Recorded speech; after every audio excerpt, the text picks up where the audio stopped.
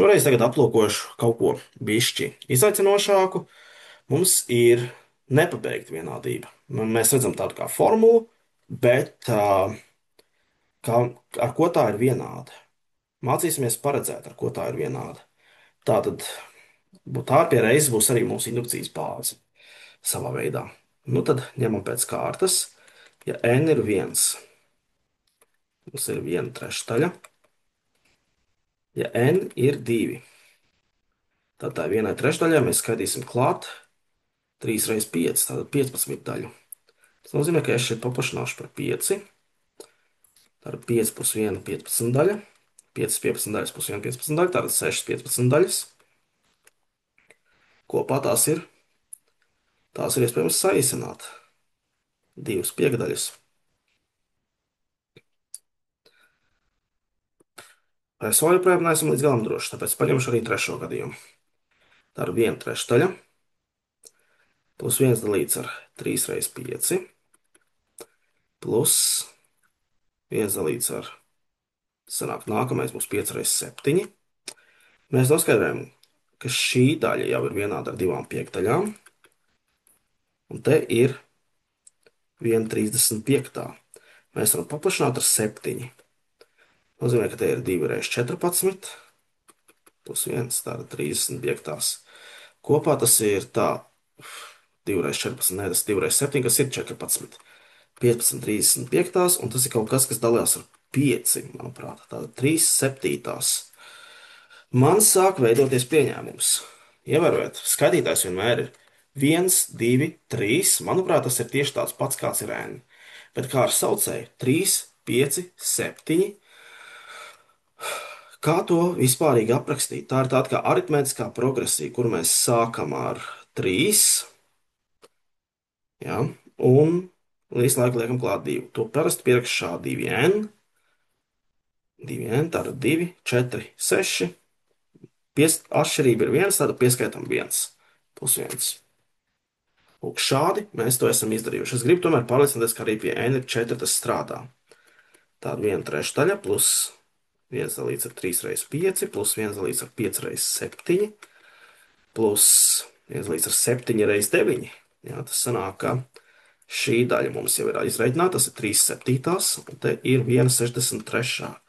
Tātad mēs te pareizināsim ar 9 un iegūstam 27 plus 1 dalīts ar 63. Iegūstam 28 dalīts ar 63, tas ir kaut kas, kas ir izdalāms ar 7, te paliek 4 un te paliek 9. Vai tas ir tas, kas tālāk būtu jāseko? Tam, kas tālāk būtu jāseko 1, 2, 3, 4, 3, 5, 7, 9. Tā ir, tā ir, tā ir. Labi, tad es īstenībā atļaušos nocēst, lai es varu veikt pierādījumu.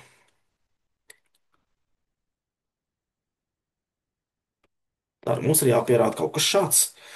Es īstenībā pirmo soli, kas ir indukcijas bāze, es pat negribu to atkārtot veikt, jo mēs izpētē jau esam veikuši. Un es tāpēc pierakstu komentāru. Jau aplūkots pie n ir 1, 2, 3, 4, un principā cik daudz mēs jau esam aplūkojuši. Tātad induktīvais pieņēmums. Induktīvais pieņēmums.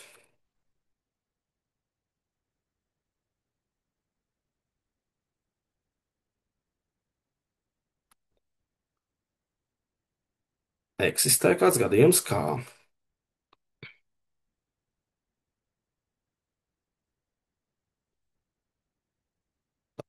tālāk līdz 2k mīnus 1, 2k plus 1. Tas ir k dalīts ar 2k plus 1. Un tad induktīvā pāreja.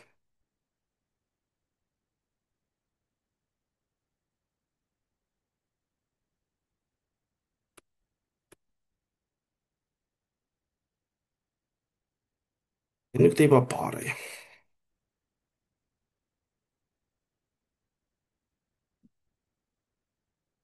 Iegāžosim apakšu, 2k saucēju, 2k plus 2 plus 1, 2k plus 3, k plus 1. Un tagad kreisās puses izteiksme tiek pārveidota. Un kreisajā pusē, nu, mēs īstenībā jau uh, iegūstot šo formulu, redzējām, var teikt, matemātisko indukciju darbībā.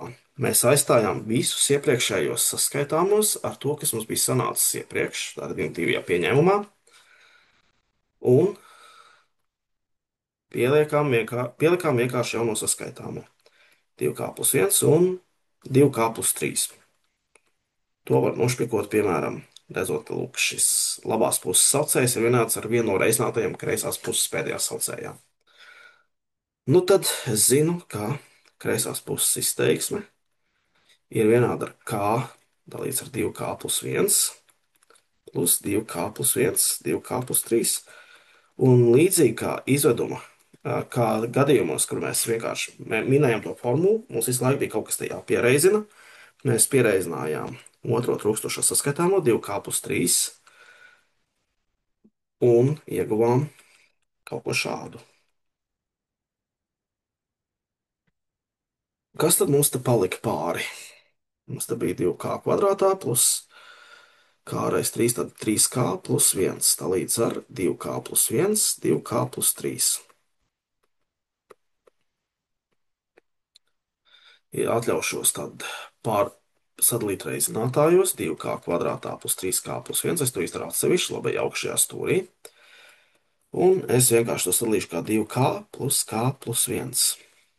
Iznesu no pirmiem diviem kopīgo 2k plus 1, 2, paliek k plus 1, tad 2k precīzāk es iznesu. Uzrakstīšu skaidrāk.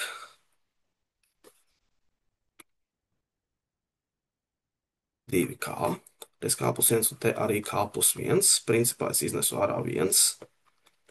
Tātad man ir 2k plus 1 reiz k plus 1. Un skatāmies, kas te paliek pāri. Tātad skaitītājs sadalīts reizinātājos 2k plus 1 reiz k plus 1 dalīts ar 2k plus 1, 2k plus 3. Un saīsinam, un mēs iegūstam ko šādu. Lūk tā. Atkal man izpalika vieta secinājumam. Tāpēc es to vienkārši nodiktēšu, bet neuzrakstīšu. Secinājums tā kā vienādība ir spēkā gan pie n ir 1, gan katram nākamajam n, tā ir spēkā visiem naturālajiem skaitļiem n. Lūk tā, piemērs, kurā mēs ne tikai pierādījām summu, bet arī pat ieguvām, ar ko tā ir vienāda. Man ir sagatavots vēl viens šāds piemērs, to arī aplūkosim.